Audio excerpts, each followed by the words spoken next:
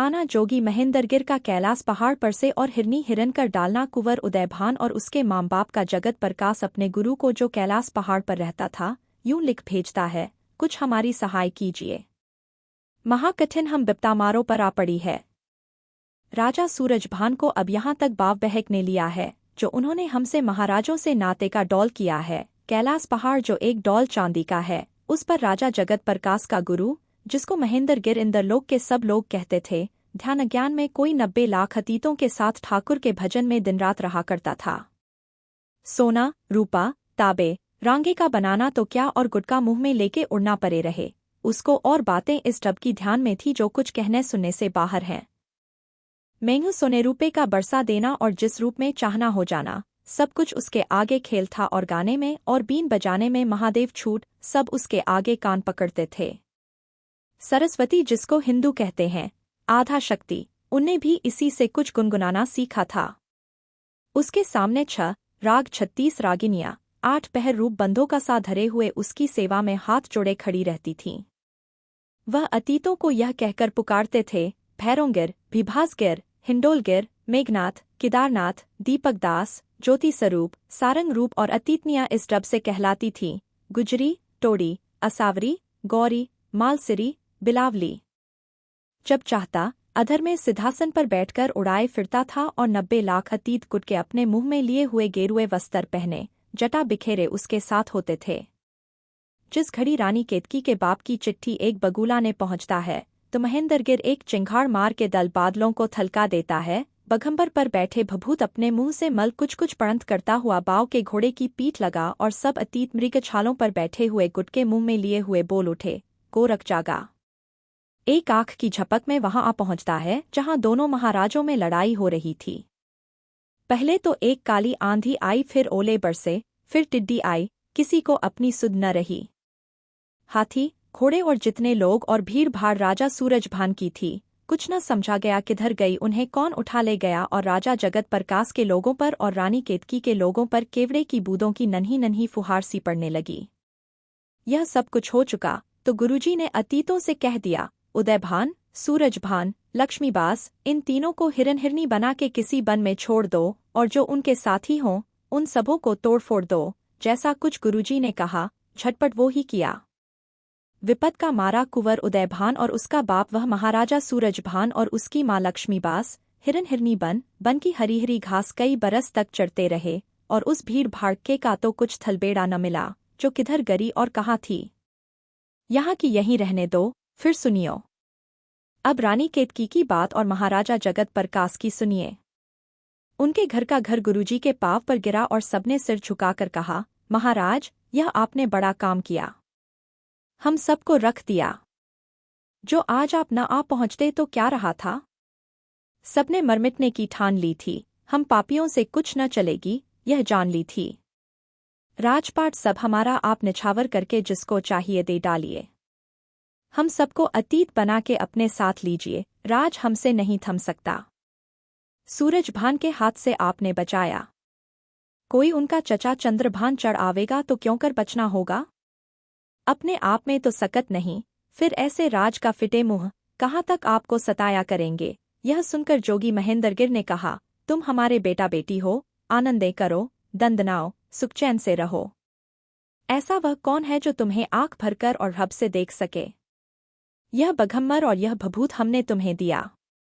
आगे जो कुछ ऐसी गाड़ पड़े तो बघम्मर में से एक रोंगटा तोड़कर आग पर धर के फूंक दीजिए, वह रोंगटा फूकने न पावेगा जो हम आन पहुँचेंगे।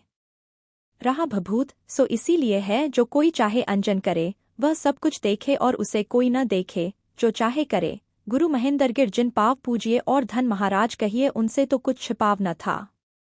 महाराज जगत प्रकाश उनको मोड़छल करते हुए रानियों के पास ले गए। सोने रूपे के फूल, हीरे मोती, गोद भर भर सबने निछावर किए और माथे रगड़े। उन्होंने सबकी पीठें ठोंकी। रानी केतकी ने भी दंडवत की, पर जी में बहुत सी गुरुजी को गालियां दी। गुरुजी 7 दिन 7 रातें यहाँ रह के जगत प्रकाश को सिंहासन पर बिठाकर के अपने उस बघम्मर पर बैठ उसी डौल से कैलाश पर आधम के। राजा जगत प्रकाश अपने अगले ढब से राज करने लगा। रानी केतकी का मदनबान के आगे रोना और पिछली बातों का ध्यान करके जी से हाथ धोना अपनी बोली की दोहों में। रानी को बहुत सी बेकली थी, कक सूझती कुछ बुरी बली थी, चुपके चुपके कराहती थी, जीना अपनाना चाहती थी। कहती थी कभी, अरे मदनबान ए आठ पर मुझे वही ध्यान, या प्यास किसे भला किसे भूख, देखूं वही फिर हरे रुख। टपके का डर है अब यह कहिए, चाहत का घर है अब यह कहिए, अमराइयों में उनका वह उतरना, और रात का साय साय करना, और चुपके से उठ के मेरा जाना, और तेरी वह चाह का जताना, उनकी वह उतार अंगूठी लेनी, और अपनी अंगूठी उनको देनी। आंखों में मेरी वह फिर रही है, जी का जो रूप था वही है, क्यों कर उन्हें भूलूं, क्या करूं मैं, माँ बाप से कब तक डरूं मैं। अब मैंने सुना है ए मदनबान, बन बन के हिरन हुए उदय भान, चरते होंगे हरी हरी दूब, कुछ तू भी पसीज सोच में डूब। मैं अपनी गई हूं चौकड़ी भूल, मत मुझको सुंघा यह डहडहे फूल, फूलों को उठा के यहां से ले जा, 100 टुकड़े मेरा हुआ कलेजा, बिखरे जी को न करे इकट्ठा, एक घास का ला के रख दे गट्ठा, हरियाली उसी की देख लूं मैं, कुछ और तो तुझको क्या क्या कहूं मैं।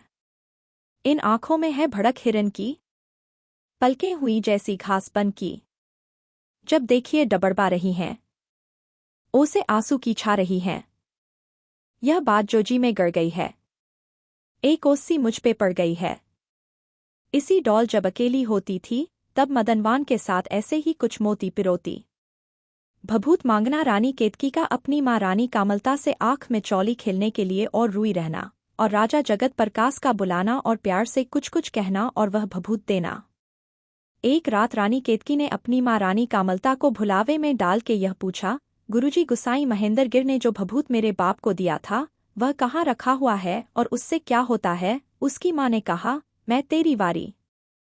तू क्यों पूछती है, रानी केतकी कहने लगी, आंख में चौवल खेलने के लिए चाहती हूँ, जब अपनी सहेलियों के साथ खेलूं और चोर बनूं तो मुझको पकड़ न सके।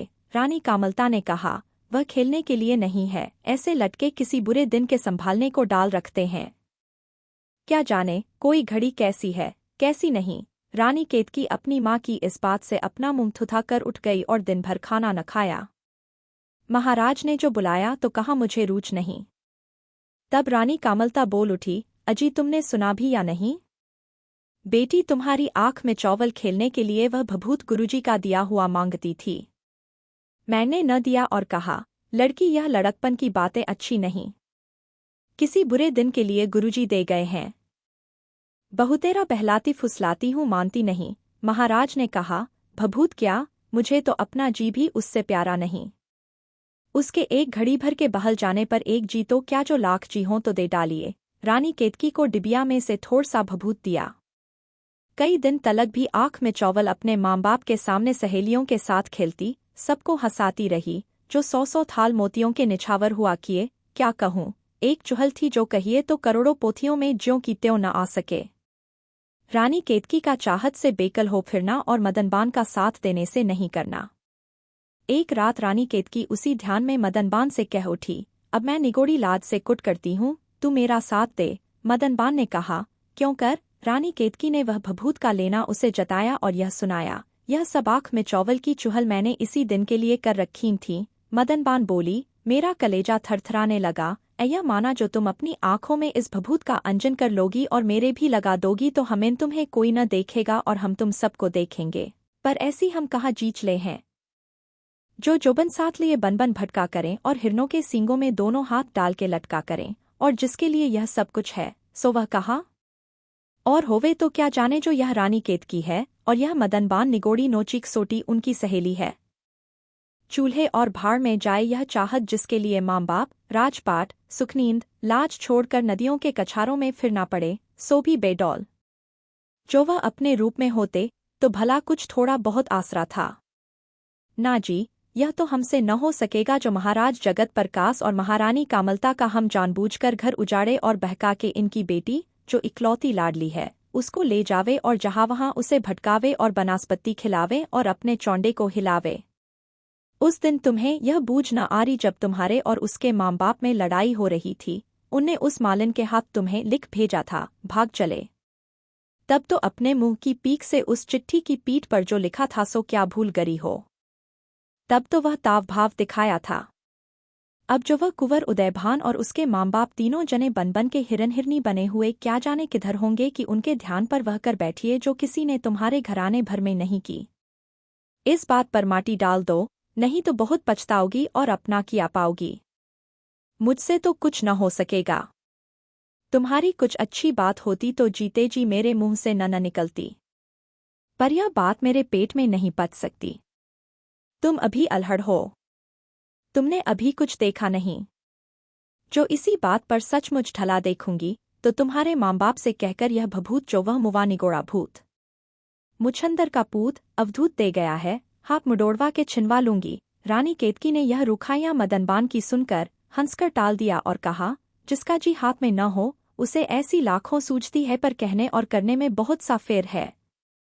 भला यह कोई अंधेर है जो मैं माँ बाप को छोड़ हिरनों के पीछे पड़ी दौड़ती और कमछाल मारती फिरूं। पर अरी, तू बड़ी बावली चिड़िया है जो तूने यह बात ठीक ठीक कर जान ली और मुझसे लड़ने लगी।